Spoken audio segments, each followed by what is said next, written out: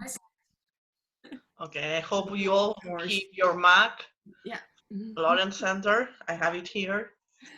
And well, what I'm going to talk about today is about second opportunities. Indeed, the title is The Singular Weinstein Conjecture when escape trajectories close up, but this is to solve the product. Indeed, I'll talk about second opportunities. I mean, in April 2019, I was in Leiden. We could travel then. I made a talk, and at the very end of my talk, I left an exercise for the audience. I said, well, you can check that this works. Nobody told me, nobody did this exercise. But with the lockdown, myself, I did this exercise and there was an error. So we had, with Cedric constructed, we thought we had a plug construction to kill orbits when we had some singular contact structure, and there was an error in it in the computation. It was quite a subtle error, but it's good that we realized. So lockdown is good. We could, like in it, almost like what I'm going to explain today, half of my talk, maybe some of you may remember things from the other talk, but I'll recall whatever I need from my talk in 2019, and the audience is not the same. And the second part of my talk, I'll correct that error. Indeed, it's very interesting that there was an error because it seems that there is a whole interesting theory behind this. And the theory is like, it seems like with this plug not working, we realized that we could have some singular periodic orbits. And when I say singular periodic orbits, I mean that indeed they are not smooth orbits. Indeed, they are not orbits. They are a union of orbits. Like imagine you take your circle and you mark some points, okay? So I will try to consider those as orbits with singularities. And this includes also heteroclinic orbits that are ubiquitous in dynamical systems. And indeed, what I will explain today is work. I will try to first correct my error that we did with Cedric. I'll try to correct the error that I did in my last talk. It's not recorded the last talk, so well, this is an advantage. And then towards the end of my talk, I'll talk about a complete new point of view on this subject that we started just very recently with Daniel Peralta Salas, just crossing really this fantastic door between contact geometry and hydrodynamics. So summing up, there is a reason why things, I will explain some things that are completely different from the standard contact case, and there is a reason for that. And at the very end of my talk, I'll talk about the techniques of Karen Uhlenbeck to solve the problem. So the purpose of my talk is to indeed, well, I will say the purpose of my talk is indeed to study, to complete some work for non-compact contact systems concerning the Weinstein conjecture. But indeed, the initial setup is a different one. Indeed, the last 10 years of my life, many people have done more interesting things that I did, but what I have done is b-symplectic geometry. What I have done is to extend some techniques of symplectic geometry to some class of Poisson manifolds for which, I don't know, I have done like compute action angle coordinates. So there are many resemblances with the symplectic. So it was quite natural to try to extend this symplectic topology to this kind of singular symplectic manifolds. And the truth is that this was like, in an abstract way, it was reasonable to do that. It made sense. It looked good on applications, whatever kind of applications I was doing. But the truth is that it was really indeed interesting for somebody in my department, which I realized pretty late about this happens, which is the fact that these structures that I had been studying with Victor Guillemin for a long time, and with other collaborators, Jonathan Weitzman and Arita Pires and others, these kind of structures appear indeed in many problems in celestial mechanics. And indeed, it turns out that because of the regularization techniques, then this kind of singularities really is not just something that you write down in a white paper to get, I don't know, in Spain, like 50,000 euros to do your research, right? Your basic research. But it's something that really seems to have application. So that's why I will start with an example. This example was also in my former talk, but one of the good things about lockdown is that you tell your PhD students do this, and they do it. So indeed, we will find some new periodic orbits that I didn't explain in my last talk in 2019. So this is why I say this is second opportunities talk. So, well, the first thing is like the first example I take is the restricted planar circular restricted three-body problem. But the kind of escape orbits that I mentioned appear in this problem, also appear in many other problems. For instance, in the five-body problem, like in the n-body problem in general, these are quite trendy nowadays in celestial mechanics. So, but I take this example also because in this example there has been a lot of studies done from the symplectic topology point of view. And I will start with the work of Albers, Frauenfelder, Van Coort, and Patternet, and I will revise their work and I will try to complete it with this idea that by using a different regularization than the one they use, I recover whatever happens at infinity. So indeed, in the language of celestial mechanics. So indeed, I'm able to localize some of the periodic orbits. And indeed, we found that there are infinity of them. And it's a computation. It's just a computation. Okay, so what's the setup of this example? Well, the three-body problem is three masses attracted to each other in a very complicated way, and all of them attracted to each other. Now you simplify this problem. You assume that first one of them doesn't have mass, and you think that it's maybe the satellite or the spacecraft, okay? And the ones that have a significant mass, you call it the primary and the secondary in this picture, okay?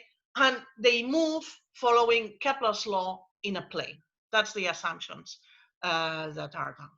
So what I will revise now in this slide is some computations of this paper of Albers, Van Coort, Frauenfelder, and I will always organize in a different way alphabetically these names, Patternet. Okay, the important thing is that I don't forget anyone. So that's the potential, okay, that's a time-dependent potential, and an interesting observation is that if you do a change to rotating coordinates, then you get a time-independent Hamiltonian, okay? This time-independent Hamiltonian that you have here, okay, I recommend that you take the book of Frauenfelder and another author that now I'm forgetting, which is like contains all the details about these computations and very interesting physical insight of these changes. This Hamiltonian in celestial mechanics usually is called Jacobi. It's called the Jacobi, and indeed in some papers, like the papers of my colleagues, it was quite misleading because they call it J. Okay, and the thing is that this is time independent. So then if it's time independent, one thing you can think of is to apply your contact game to this. First observation, this Hamiltonian has 5 critical points, which are called the Lagrange points. Okay, and then you wonder what are the periodic orbits of the Hamiltonian. There are many methods to try to find periodic orbits of the Hamiltonian, especially in the restricted three-body problem. One of it is the continuation method, which started with Poincaré, and I recommend the book by Meyer and Offin to find a very nice way to see how you can apply this continuation method to find periodic orbits in particular cases. And also you can try to apply KAM methods. If the dimension is the right one, this will be useful. And of course, you can try to apply contact geometry. And this is what connects this example to this conference. Well, how you do it is, well, if you take an hypersurface on this initial symplectic manifold and you take a Liouville vector field, okay, then when you contract, you get a contact structure if this is a Liouville vector field. So if it preserves the symplectic form. So you do this for the level set of then you take as a surface here the level set of a Hamiltonian, and then what happens is that the red vector field is a Hamiltonian restricted to that level set. So here the dimension is the right one. When you restrict, you are in dimension 3. So you can apply the Weinstein conjecture, but the Weinstein conjecture that is proved for closed contact manifolds. So you need this compactness that in principle, in most of the physical examples, you don't have. So the very interesting paper by Albers, Frauenfelder, Kort, and Patternet, what they do indeed is to compactify this space. Okay. Well, the description of the contact geometry indeed it's very interesting.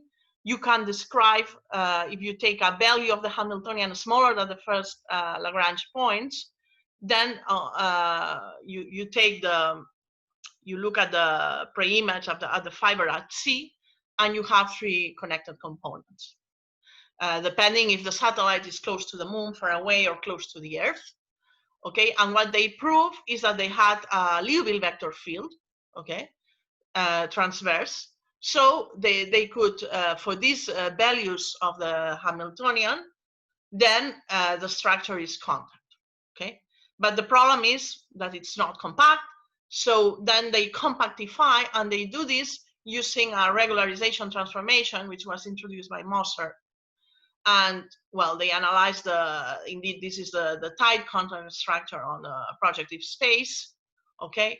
And then they apply for this regularized problem, which is compact, they can apply it's contact, it's compact, so they apply Weinstein conjecture. So they prove that for any value of the Hamiltonian, which is below the value of the Hamiltonian at the first Lagrange point, the regularized problem, the regularized restricted three-value problem, the circular planar, admits at least a closed orbit at each value of the energy. So this is the result they obtain. So that's our starting point of the talk. So the question is, where are these periodic orbits? Because now we have regularized, so where is the collision set? Can we keep track of the singularities? Can this gadget b-symplectic geometry, which I will explain in 1 second, or BM contact geometry, can the study of singularities be a good gadget to study this problem, which we can think of as a problem on a non-compact contact manifold. We can always think of that. So we can always think that these gadgets are an attempt to compactify these non-compact contact or symplectic manifolds. And this is the first example. And then I'm going to take another source of examples that I realized like last year, indeed, working with Daniel Peralta Salas and one of my PhD students, Robert Cardona, which it's the example that comes, well, the standard, what everybody knows is that there is a one-to-one correspondence between, or everybody has heard of, there is a one-to-one correspondence between Beltrami fields and contact structures. So first, let me revise this correspondence. So these are the Euler equations, okay? These are the cheap equations, I would say, because this is, if you look at the visit counterpart and you solve them, then you get a lot of money, because the rich cousins of the Euler equations are Navier-Stokes equations. But let's look at the cheap version. Let's look at the Euler equations. In the Navier-Stokes, you have a perturbation that indeed makes that you don't have at least no geometrical interpretation so far has been found of the Navier-Stokes equations. But for the Euler equations, you have a nice a geometrical interpretation, which comes from the following fact. First, instead of looking at any possible solutions of the Euler equations, you are going to assume that this first term here vanishes. Okay, this means that you are looking as a stationary solution. So you may think that X, this vector field, is the velocity field, and you assume that it's independent of time. Okay, so if you take this equation and you cross this out, this term here, so you assume you have a stationary solution, this equation, the first one, you can write it as the curl or the rotational parallel to the same vector field, and the second one is the divergence equal to 0. These are, well, first, these are the standard equations on R3. Things you can do with this equation is to make them work for any Riemannian 3 manifold. And indeed, you can make them work for any Riemannian manifold. This is something that we have recently done with Daniel Frampresas and Robert Cardona in one of our papers that I will not talk about. But in that paper, one of the things we do is to apply the H principle in contact geometry to prove some universality for this. But I will not talk about that. But in particular, one thing we do is to extend this to any dimension and to any Riemannian structure. And then if you extend this to any Riemannian structure, then then you can work with forms, okay? Because you can contract with the Riemannian structure your vector field, and then you get a one form, okay? And you have the volume form associated to this Riemannian structure, which you call mu. And then these equations that look like physics, and maybe you don't like them, convert into something you like because they have one forms, two forms, so on. These are the stationary Euler equations written for a geometry. Okay, so these are the equations we are going to look at.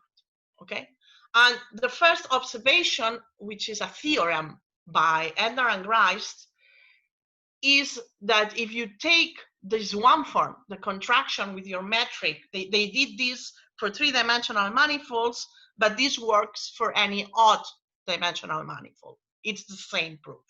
You can adapt exactly the same proof. This is written in our paper with Daniel, Robert, and Fran. And you take this one form, okay?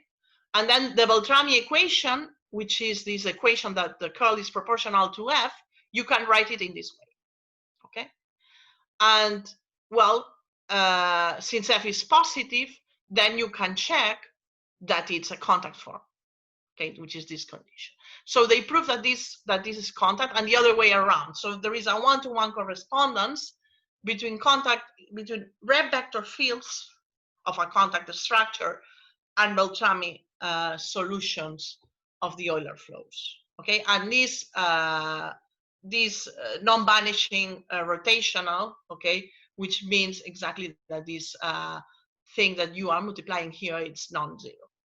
Okay, so you are looking at stationary solution with constant Bernoulli function. Okay, if it's non-constant, there is a whole different interesting geometry object which you can work with, which is like there is an integrable system behind, but I will not look at this.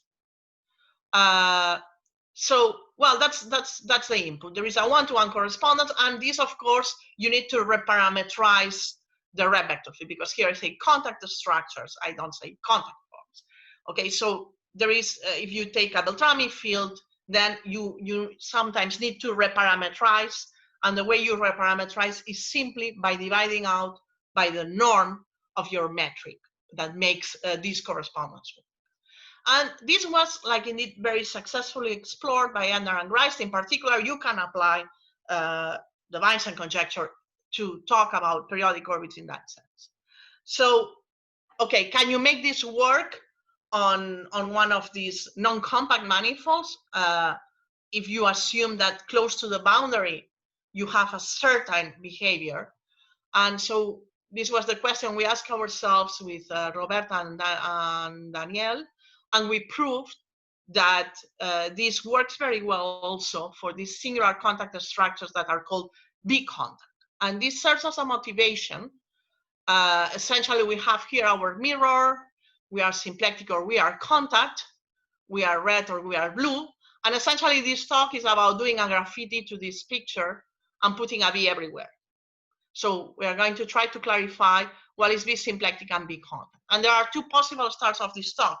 One is to talk about Poisson geometry and Jacobi geometry. I'm going to avoid this point of view. These objects can be interpreted as Poisson manifolds if it's b-symplectic, or as Jacobi manifolds if it's b-contact. But I'm going to avoid talking about Poisson geometry today. And there is a different way to introduce these guys, which is a trick which works very well, which is, well, you have a singularity. How can you manage, you see, the singularity of the form? It means that the form is going to explode. You take a one form and it's going to explode. The easiest singularity you can imagine is divide by x. Then when x goes to 0, this is going to explode. So what I'm going to do now is to recall a method to to put your singularities in the vector bundle. Indeed, this was a very nice idea. Indeed, this idea is back to Serre and to Swan. Well, what I'm going to explain now, indeed, it's Melrose who did this, which indeed, he considered the following problem. You take a manifold, and now you take an hypersurface. You can do this for more sophisticated objects, but let's take just an hypersurface, and let's consider the vector fields that are tangent to this hypersurface. Okay, I take smooth vector fields tangent to this hypersurface. Of course, if I take a random vector field, it doesn't have to be tangent to Z. So this is a particular subset of vector fields of the tangent bundle. So this is a particular set of sections of the tangent bundle. I consider vector fields that are tangent to this tangent bundle. For instance, these include, I can even take some local coordinates, and this is the expand if I take coordinates in such a way that your smooth hypersurface is x1, then in local coordinates this is going to be x1, partial x1 plus, and then you're going to have combination of other terms. Okay, so I'm going to consider the set of vector fields which are tangent to this hypersurface. And one thing we can do is, because precisely this local description is very simple, we can prove that any vector field has a combination, a finite combination of these vector fields locally. So this means, if I want to be very fashion, that this is a C infinity module which is finally generated. Okay, and then you apply the bottom, and then you are Serre, and Serre tells you that there is a vector bundle such that these vector fields are tangent to the bundle. And this is what is called the B tangent bundle. Before we go on, let me clarify the word B. Okay, B could come from Barcelona, but that's not the way we chose this notation. It was Melrose, Richard Melrose, very nice person, but he didn't choose this word because of Barcelona. He chose it because of boundary. Okay, and this is there is a big book, that 300 pages, that indeed you can see you can download from his webpage, but go and buy it. In this book, he explains all the calculus to deal with the proof of Atiyah Singer formula manifolds with boundaries, so Atiyah Patodi Singer. And essentially what he tries to do is to adapt to the maximum the proof of Atiyah Singer by hiding the singularities that you get close to the boundary precisely on this bundle. So here we copied the idea of Melrose, and I'm explaining you the story in the nice way. So this is like a storytelling, because this is not the way we got to this object. We got to this object, I was doing Poisson geometry, blah, blah, blah, blah, and one day, bingo, but this is what Melrose is doing. Okay, this is cool. Let's do this with forms. Well, what it allows you to do is to put the singularities in the bundle. In particular, I can talk about something that explodes in a smooth way. How do you do this? Well, you was not really relevant in this story, right? Like you in your previous slide. U is a neighborhood. Well, what I'm saying is that you do this construction if you don't want to apply Serre theorem, you can do a cocycle construction. But what is important is that you have a local. So what is important is that the sheaf is finitely generated. Okay. Sure. So you need to have generated at the local level. And you can do a cocycle construction if you are up to it, or you can say, oh, look, Serre already did this. And then there is a version for smooth vector fields, which is due to Swan. Yeah, so U is relevant for this. So what I say is that the sections, the local sections are finally generated. That's what you need. Okay, then what you can do, once you have this B tangent bundle, that you think, what is this B tangent bundle? First important thing is that the rank is the same. I have so with the dimension of your manifold is n, the rank of the B tangent bundle and the tangent bundle is the same. You don't have a change of rank. That requires a moment of thought. But if you think about it locally, you are declaring this vector field that is tangent to Z, but is X partial Z. You are declaring this guy as a generator of this bundle. So this is you don't have to evaluate at X equal to 0. You declare this guy a generator, and that's what makes this a bundle. Then you can ask all kinds of questions. Are these bundle isomorphic? The answer is no. You can ask many, many different questions, but I'm not going to worry about this now. One thing you can do is to dualize this guy. And once you dualize, you can think as forms as sections of the bicotangent bundle. And you can think that this is a good definition of one forms. What do you gain by that? By that you gain that the one form of type dx1 over x1 on Rn, imagine Rn with x1 equal to 0 as an example. Then you take the one form dx1 over x1. This form is a smooth section. It's not a smooth section of the standard cotangent bundle, but it's a smooth section of this new bundle. Okay, so in other words, as I tell to my students, and they are very tired of this, my PhD students, is that you go and while you are older than 40, you no longer read. It's impossible to read your screen. So you have to change your glasses. So you have two pair of glasses, one to look at your screen and one to look away if you still want to look away. So this is a change of glasses that you do when you do this change of map. Okay, so with these new glasses on, you can define what is a b-symplectic form.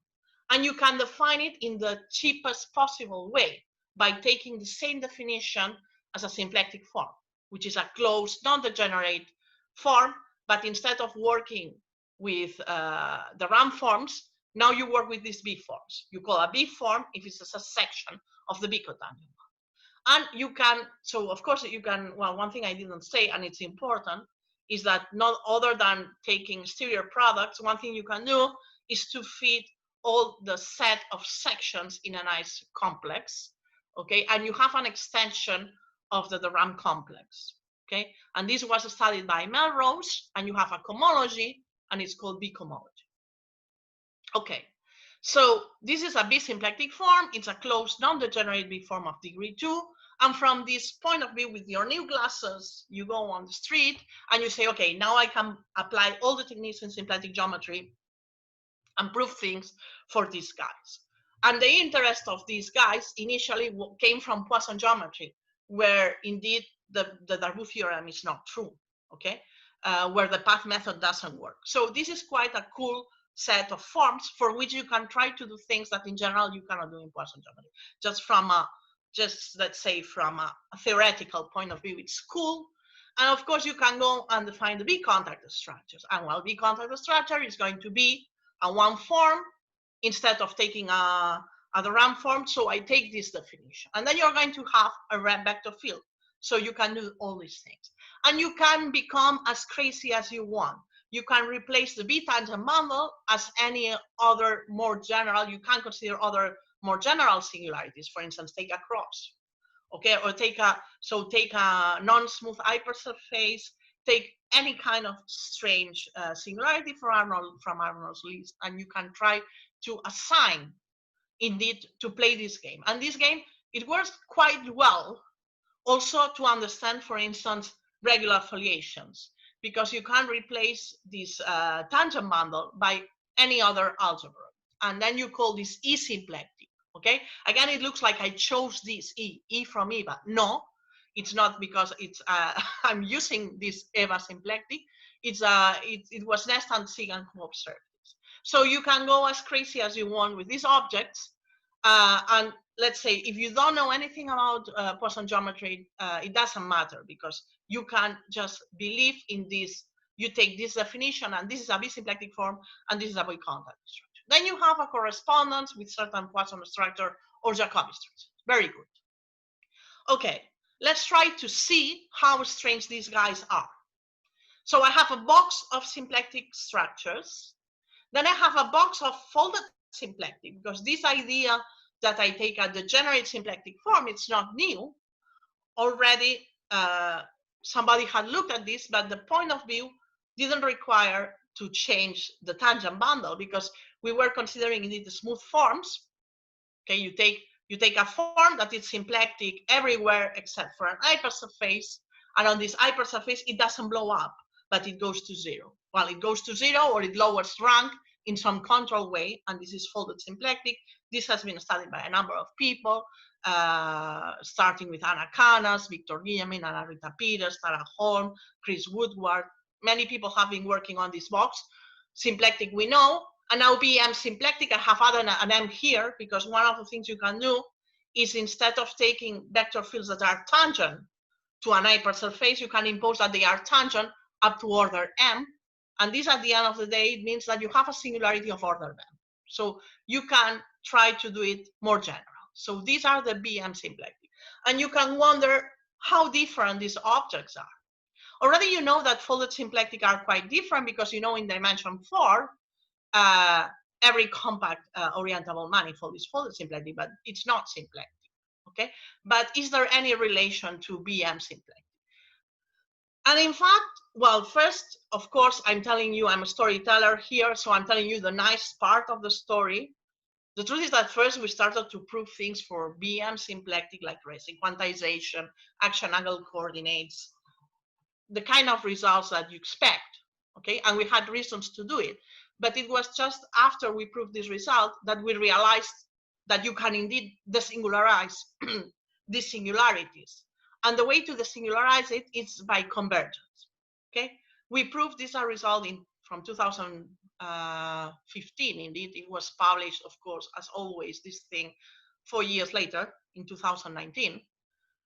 And this is a result that tells you that if you take one of these singular objects and you take a singularity of order m, BM symplectic structure on a compact manifold, then you can desingularize. What does it mean to desingularize? To desingularize, it means to keep your manifold and to keep your hypersurface, okay?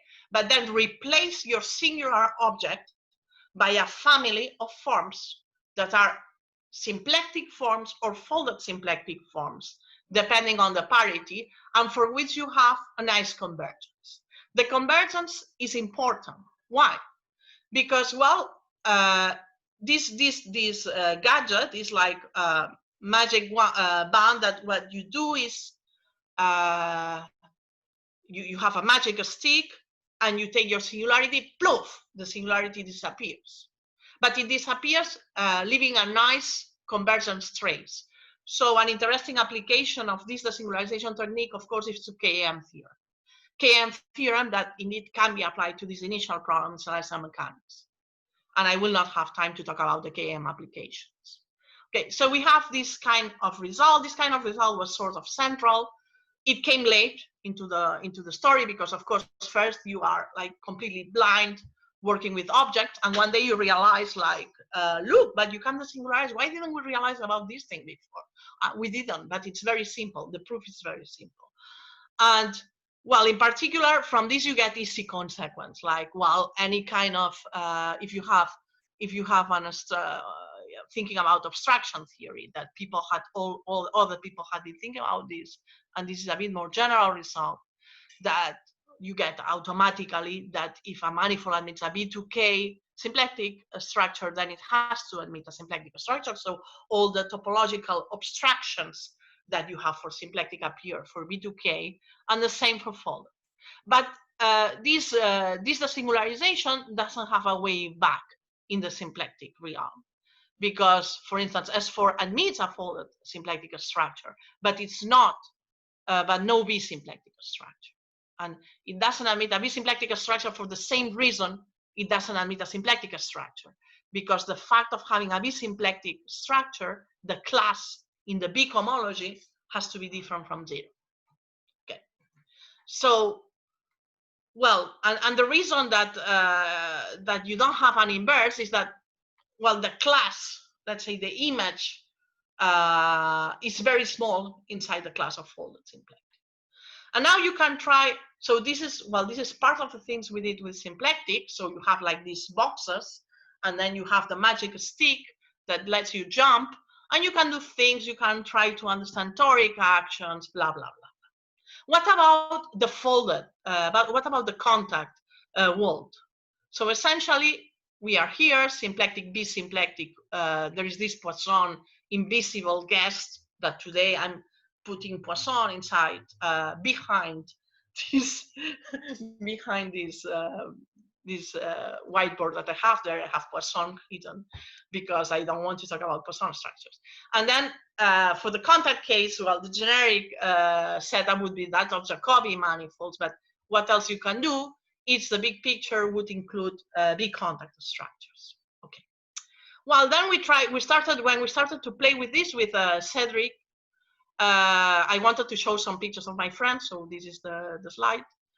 the first thing at that moment, well, at that moment, not exactly at that moment, slightly before, of course, it's very funny that, and now I'm looking at these contact objects where all my life I have been friend of this guy here from Presas, but it's just recently that I got into this contact business thanks to my student, wonderful, now no longer student because he will defend in September his PhD. So after that, he's a perfect postdoc. And thanks to him, I got interested into this contact business. For me, this contact business had always been some black magic that Fran Presas was playing with his proofs. But we got into this. So one natural question is, do you have existence of these objects for any dimension? Because, well, you have this more or less recent result by Bormann, Lesbian, and Murphy that generalizes to any dimension, former results of Casals, Presas, and Pancioli, that any almost contact closed manifold is contact. So can you, do you have such a result? And indeed, this is a great occasion. The answer is yes. And how do you prove this? Well, you look, you try to play the same kind of magic here with contact. And the nice thing about one forms is that for one forms, you can singularize. So there is a way back to this picture. So we prove with Cedric, well, we prove this for any BM contact structure. Here I put it for B2K because for B2K it's simpler to state. We prove that for any pair of contact manifold and a fixed convex hypersurface of a given contact manifold, there exists a B2K contact structure. So this is a realization theorem for any kind of singularity. And also it holds, also you have such an existence theorem for BM, but at the price maybe of that the initial hypersurface that you have, you need to double it, okay? Because the number of connected components doesn't need to coincide. Okay, there is, in the proof, we need to double the number of connected components.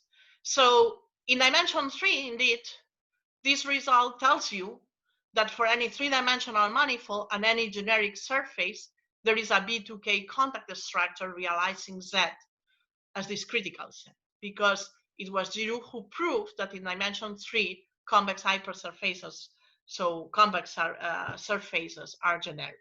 So as a corollary of Giroux theorem, we have this. So essentially, we can apply some of the results, solid results in contact geometry about existence. And the secret for this is that we have an arrow back from the desingularization picture for one forms, and it's the singularization one.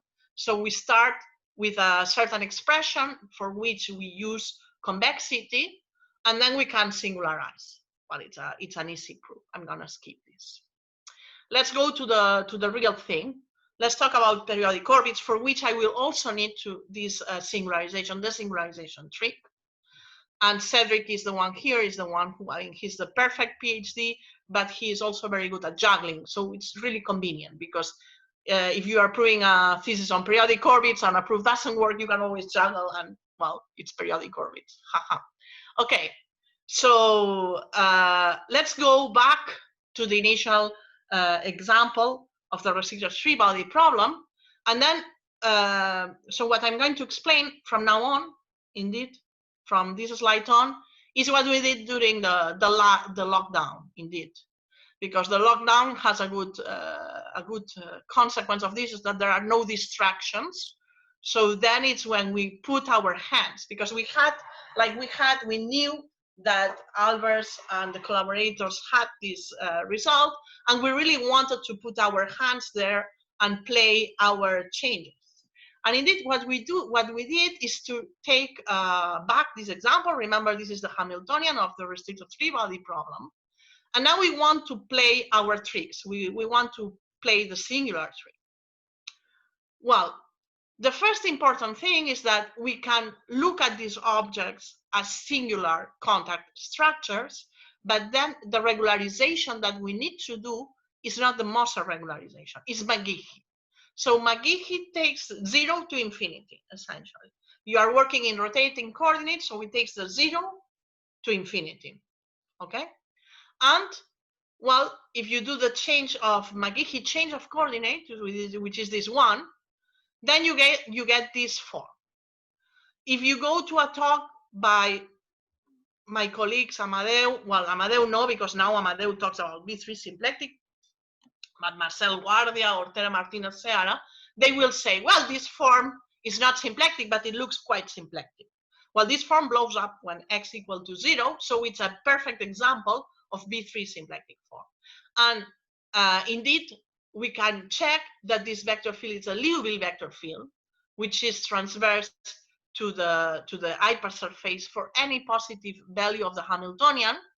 Okay, therefore we have this produces families of examples of B3 contact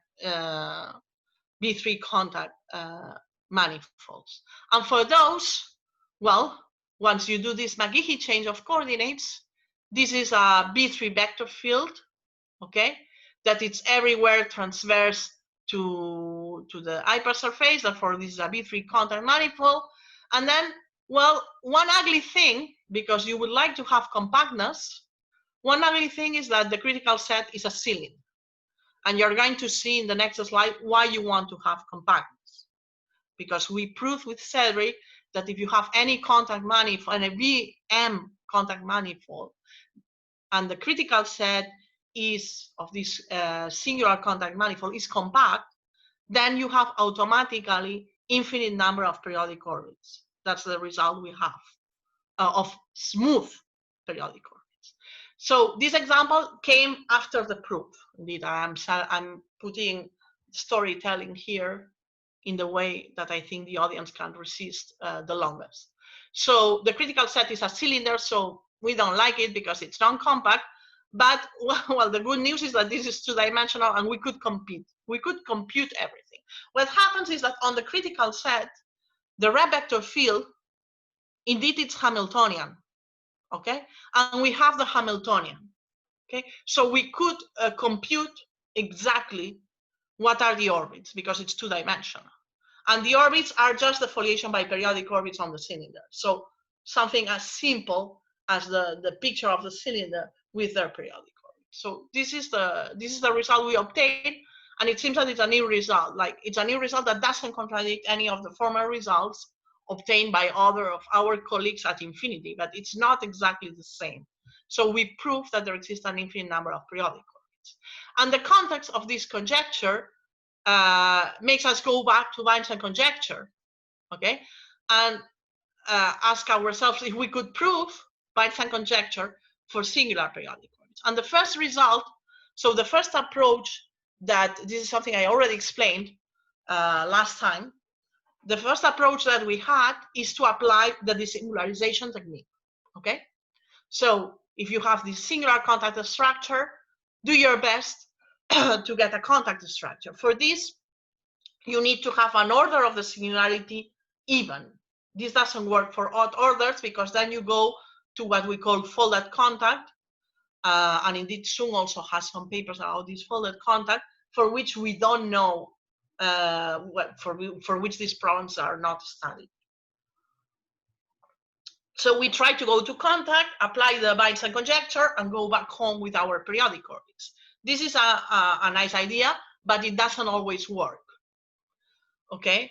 What we could prove, of course, is that if it's close B to K, then for each one you can apply the Weinstein conjecture and you have a family of periodic orbits. But what about the convergence of this family of periodic orbits? Well, if this family of periodic orbits is of type 1, which means it's outside the critical set, then you are going to have convergence. If it's on Z, well, we are going to prove that we have infinite periodic orbits there. So we shouldn't worry about this.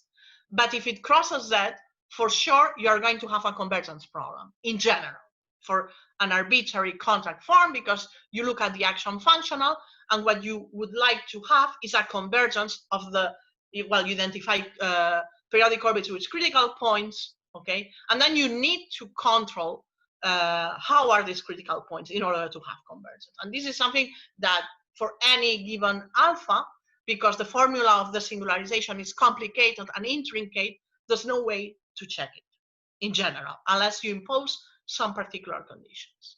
But if it's of type 1, okay, then you have convergence. So this was our first attempt. But it's a quite of ugly result. It's not as beautiful as we want. So one thing we could prove, and this is a lockdown, one of the lockdown results, is that if you have a three-dimensional BM contact manifold of any parity, and we do this without desingularization, and you assume that your contact hypersurface is compact, then there exist infinitely many periodic orbits. And the way to do it is to observe, is the observation that this two-dimensional surface, in general, the critical hypersurface of a singular contact can have a messy structure for arbitrary dimension. But in dimension 3, it's symplectic. Okay? And what happens is that the red vector field is Hamiltonian. Okay? And then you have a perfect Hamiltonian, and then you know you're going to have periodic orbits. Okay? You're going to have many of them. So that's the first result. Okay, that was cool. So you know you're going to have infinitely periodic rep orbits on Z. What about outside of Z or getting close to Z? Could we get one of these type 3? Okay, then it's the lockdown period. Indeed, this, what I'm going to explain now, well, first, one observation. I'm late. How much time I have? I have time, right? Okay, that's good. Well, first observation that you can, well, a natural question. Can you have examples without periodic orbits away from Z? You have examples. You have compact examples of singular on the sphere on T3, of BM contact manifolds without rep orbits outside Z, okay? So maybe the best you can have is these rep orbits on Z. If I think about smooth orbits, attention, smooth orbits. I'm not thinking about the singular orbits yet. Okay, then what else? What can you say about outside of Z? And then what happened is that this, indeed, what I'm going to explain now, started in a conversation that we had with Jan Good in April 2019. I should have included a picture because we took a picture, we were having dinner. It was a very nice dinner we had with Jan Good and Cedric, where we were trying to prove that we had periodic orbits getting close to Z if we had an overtwisted disk. But the proof was again wrong. But we can prove something. So, well, everybody knows here what is an overtwisted disk, so I'm going to skip this. But I'm going to remember the proof of Hofer of 93, where he proved that if you have a compact overtwisted contact manifold, there exists a periodic orbit. Okay, so we wanted to adapt the proof of Hofer. But, well, initially at that nice dinner in the nice hotel, in which we should be all now, we were having a lot of wine, maybe, because we thought, yeah, this is going to work, convergence, it's okay. And no, the truth is that, well, sometimes it's good to have some wine, like, to make the things work. But when we came back from home, we look at ourselves with Cedric, said, Cedric, this is not going to work. It just cannot work for any contact. We didn't have those counterexamples. Again, I'm organizing things in the way I think it's nicer. So we still didn't know that you could have examples with no periodic orbits away from Z. It was an intense period for Cedric and I. Cedric knew he had 1 year to finish his thesis, and it was in August, and we were still trying to handle these things. Okay, and one thing that we realized later, indeed discussing with Fran Presas, is that maybe if you have a reasonable condition, like some kind of invariance, that Fran Presas and Álvaro del Pino had already used this idea for their proof of the foliated Weinstein conjecture. So if we could have some kind of invariance, so maybe we could make the proof of Hofer work. And this is what we did. Indeed, we proved that if you have a closed VM contact manifold, and this proof can be generalized to contact manifolds, okay, which are non-compact, okay, and we have some kind of conditions on the ends. So it's more general than this statement. But in particular, if you take a closed VM contact manifold, then if you take out the critical set, you have an example of these non-compact contact manifolds. Okay, so you take a closed VM contact manifold with critical set Z, and you assume that there exists an overtwisted disk on the outside Z, okay? And that you have this R plus invariance. Then we could prove that you can have periodic orbit in outside Z, or you can have a family of periodic orbits, or you can have both, okay? You can have at least one of those. You may have a family of periodic orbits. And the proof is just an adaptation of the proof of Hofer. So I'm going to let Hofer do this proof. If you look at this picture of Hofer, he's dealing with bubbling in the blackboard behind. And that's exactly the kind of argument. That's indeed the idea of Hofer of his proof is, do you want to prove something for contact-free manifolds, then do the symplectization, okay, and work with holomorphic curves. And his idea is to prove that there exists an holomorphic curve, okay, in this you have this overtwisted disk, and you take the bishop family from this overtwisted disk, okay, and then his idea is that there's going to be what he called a finite energy plane, which means that the energy is going to be finite for one of these holomorphic disks, okay, and then he did a very complicated argument that uses bubbling, okay, to find that there has to be a periodic orbit, okay. So indeed, the same argument works, and these two situations, the first one is presented when this finite energy plane is outside this invariant neighborhood, okay. If this is outside Z, then you can apply the techniques, exactly it's the same proof.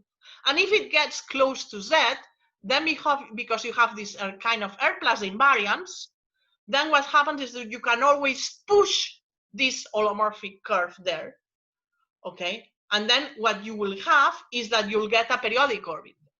You apply the argument of Hofer. Hofer tells you there is going to be a periodic orbit on this finite plane. And then what you do is to translate back using this R plus invariance.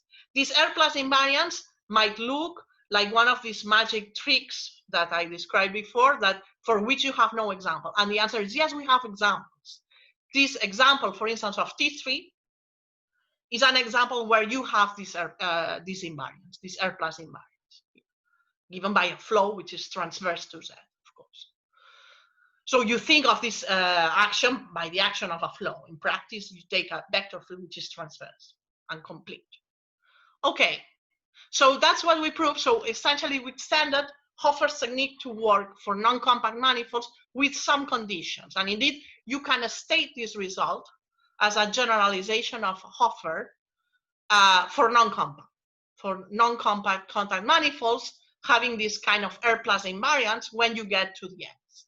And you have other examples where you have this kind of behavior and it's not BM. For instance, you may have some kind of crosses on the boundary, and this works very well. You can adapt the proof of the T3 example to have one of these crosses, for instance. And it's very interesting to see how far you can get to get applications of this theorem. For instance, could you try to apply this theorem to reprove, this is something we didn't do, we should do, to reprove the initial argument of for the foliated Weinstein conjecture of Álvaro del Pino and Fran Presas. It's not immediate because their R invariance was transverse to the foliation, and here we couldn't adapt it yet, but I think it could be adapted.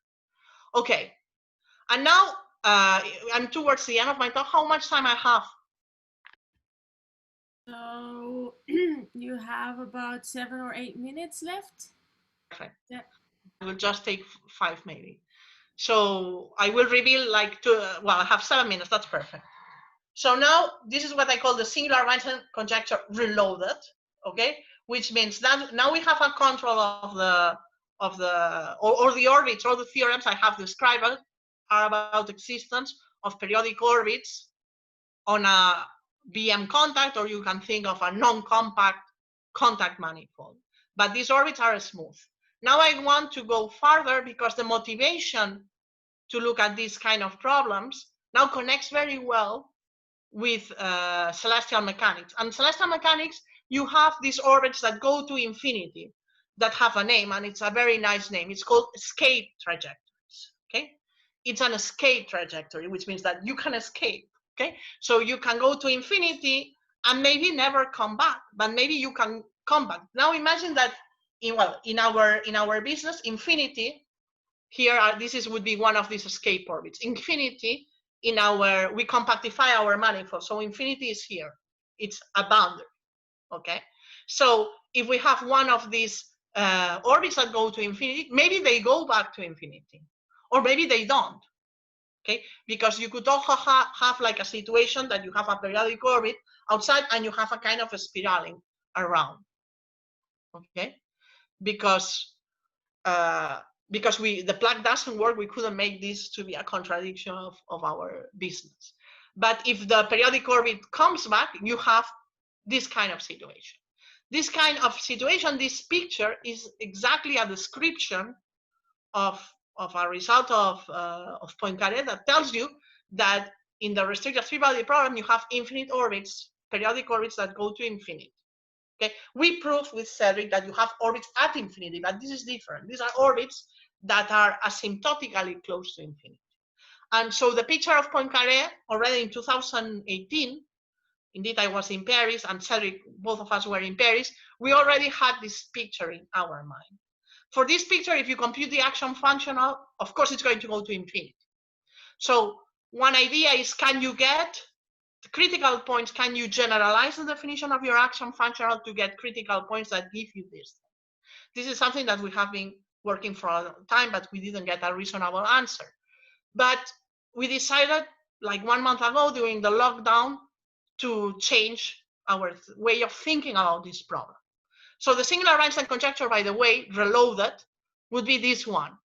Would be to prove that if you have a singular, which could be BM, contact or E-contact or whatever, there is always a rep orbit that is singular of this type.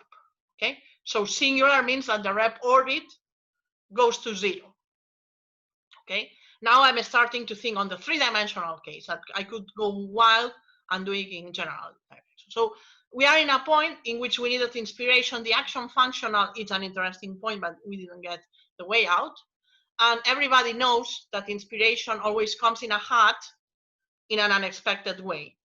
And that's exactly what happened. And this person, the rabbit in the hat, it's Daniel Peralta. When we were working, like we had been working with Daniel in and out on our projects comparing to contact geometry.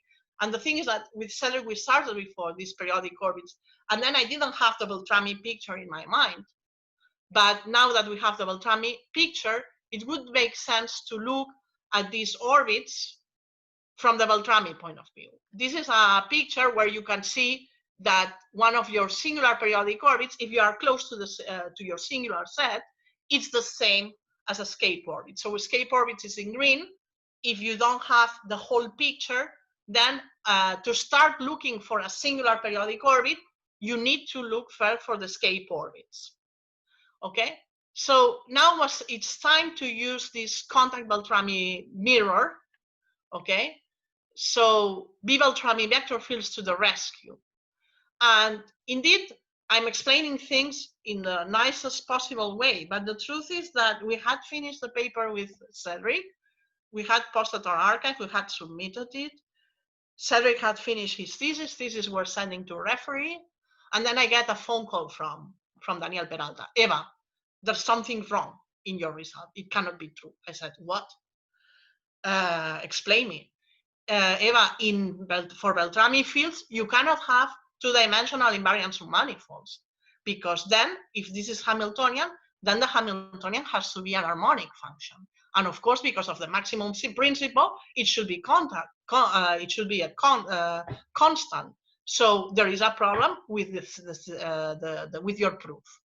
And then in one afternoon, first I called Cedric, let's revise the proof, let's go over the proof. It's not the first time we did an error, of course. But then out of this, and the proof was correct, even if we tried to destroy it several times. In this game, we understood something very interesting, which is that, of course, harmonic functions are solutions of an equation which is Laplacian of f equals 0. Okay? So harmonic functions are eigenfunctions of a Laplace operator, and eigenfunctions of value 0. Okay, so what happens is that when you are allowing your Beltrami fields to have this singularity, what happens is that you are allowing to have solutions of these Laplace operator eigenfunctions for different eigenvalues. And this came really as a surprise, and it's a turning point.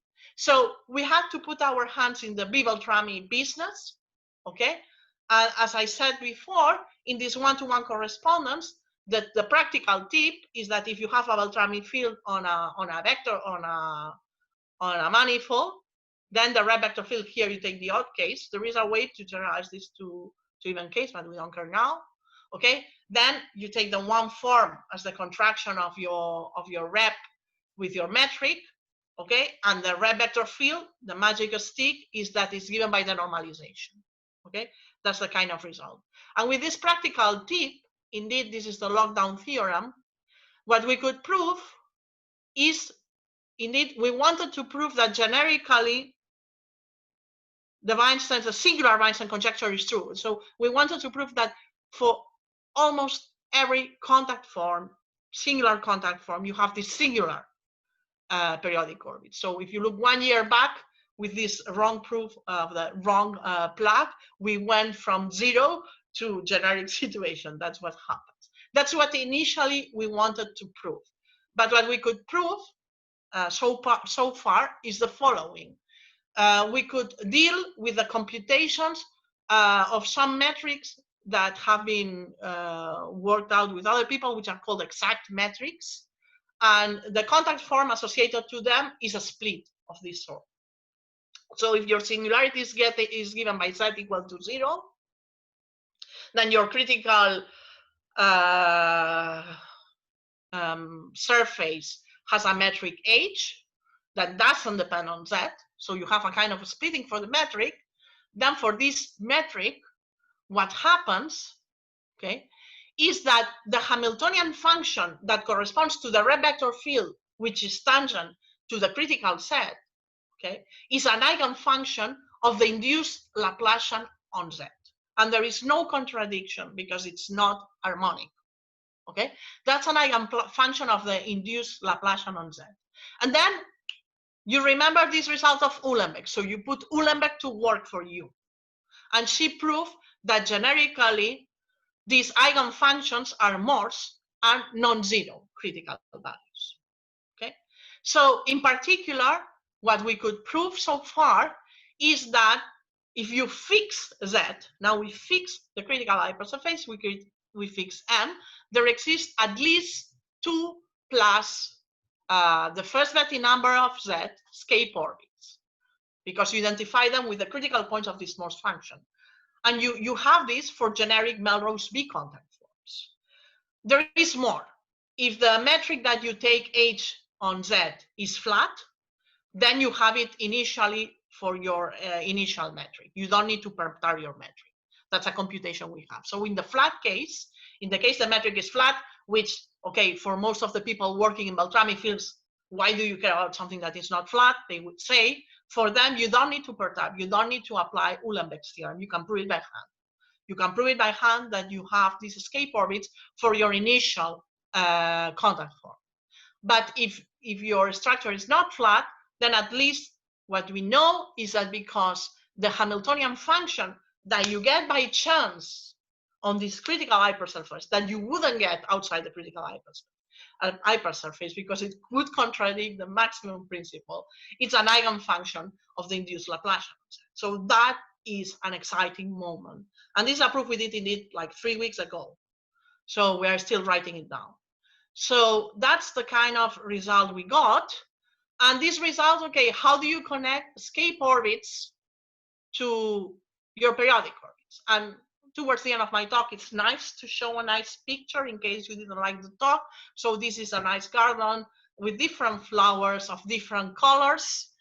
And while these different flowers of different colors correspond to this not so nice picture, in which I try to describe what can happen with this critical point, with these escape orbits. Escape orbit may come back to the same, you may have a critical, this hypersurface may have several connected components. Okay, so you may think of coming back to the first connected component to jump to a different one, or not to jump, because you could also have here, for instance, a periodic orbit, and then you could have an orbit, escape orbit that spirals around the periodic orbit. So we need to look indeed into the literature of celestial mechanics to find this kind of examples. So that's the kind of garden we have. And now what we want to do is to discard this horrible flower here. Okay, what we want to do is to prove indeed, if I discard this case, then all orbits will be singular periodic. I declare this as singular periodic because the orbit jumps from one connected component to another connected component. And the T3 example that I gave before is an example in which you have several connected components of the critical set, and you have that the periodic orbit connects several connected components. And I call this singular periodic orbit. And so the question is, of course, you have this picture. This is three-dimensional. When I realized about this, well, first, can you prove that you have this kind of periodic orbits that come back? Initially with Daniel, like this was like really 2 weeks ago, literally, we thought we could prove that you could have them close to the maximum and the minimum. And we have this if we have some condition of some of the sign of the metric gauge. We need to have some condition. We couldn't prove it in general, that then you at least have one of these periodic orbits, because this escape orbit will come back. But in general, still, we don't know how to prove this. We think that close to the minimum and the maximum, we're going to have this situation. And then what's interesting, and then I got maybe overexcited about this picture, is that if you want to compute indeed these singular periodic orbits, if you want to compute a Floer homology of these guys, well, contact homology, whatever, okay, then you can try to have this picture in mind for inspiration. And indeed, maybe you can make a kind of rep graph of this and have a direct computation for three-dimensional. Really, it's a kind of hands-on example. You can take these Beltrami fields and compute. So the final questions, and with this I finish my talk, is can we prove the singular Weinstein conjecture for generic big contact forms, because we still don't have the proof. And can we extend the apparatus of variational calculus? This long time I'm trying. Now we have a better approach. For instance, in the conditions in which we could prove Hofer's theorem, when you have this kind of symmetry close to the boundary, I think you can come up with an extension of this Floer homology, starting with this singular action that you can really compute in a reasonable way. So with this, I finish my talk. Thanks for your attention.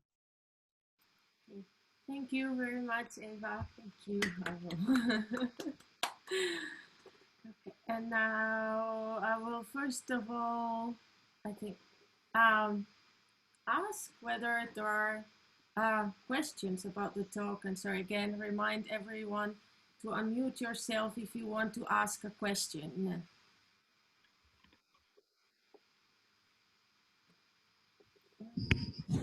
I have a question. Yeah. Could you say very quickly how you prove the desingularization theorem? What are the techniques? Desingularization. Yeah, I could even, the good thing about me being here at home is that I can even show, I can even try to show a slide where you have the proof of a previous talk. Okay, let me find this. Okay, good. 1 second, I'm gonna share screen again. Okay, share screen. Great. So it comes from a very basic principle that it's like, if you don't like something, just change it, okay? That's the first principle you apply for the proof. And here you have an idea of the proof in the even case. So the principle is, if you don't like something, just change it. With this principle, if you have a singularity of order 2k, then, well, I have jumped over the theory of this big calculus of Melrose, but you can decompose indeed your form in such a way that these forms here are the ramp forms and your singularities here. You can always decompose it in this way. You can prove it. If you have one of these simple singular structure. If you have more complicated structure, this is not always possible. So for this one, the idea is, what don't you like about this? You don't like this thing, okay? So you try to integrate this to the differential of a function, okay? So, well, what you try to do is to integrate this to the differential of a function. And what you do, indeed, is to approximate, well, the approximation, the family, comes from shrinking the change I'm going to describe now in a neighborhood where epsilon is just the length of your neighborhood, of your tubular neighborhood, okay? So you do a change and then you rescale to get your family going to where epsilon goes to 0. And what you do essentially is to take as inspiration this function here, for which indeed to be able to write this function, you need this to be even dimensional, otherwise you cannot. You need to add a singularity. And what you do is that you change for a function of this type outside this, and you interpolate, okay? Okay, and then what you do is to rescale on epsilon, and you replace what you don't like in the formula by this beautiful new df epsilon. And you obtain this expression. And for now, for uf epsilon, it's going to be,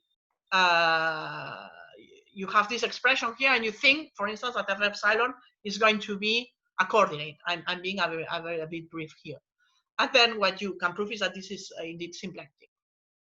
Okay, so that would be a little bit the proof. This is a paper that, as I said, this is one of these things of publications here. This is something we did in 2015. You can find it on the archive in 2015, and I think it got published 2019. I don't know, some like very recently. So it took like 4 hours, either 4 years, I don't know, 1 year with the referees, I don't know. Well, it's this kind of thing. So you can find it on archive for the general proof. So it's very simple to prove that this is symplectic, or that if you take here a not case, then you have then you cannot do the same picture.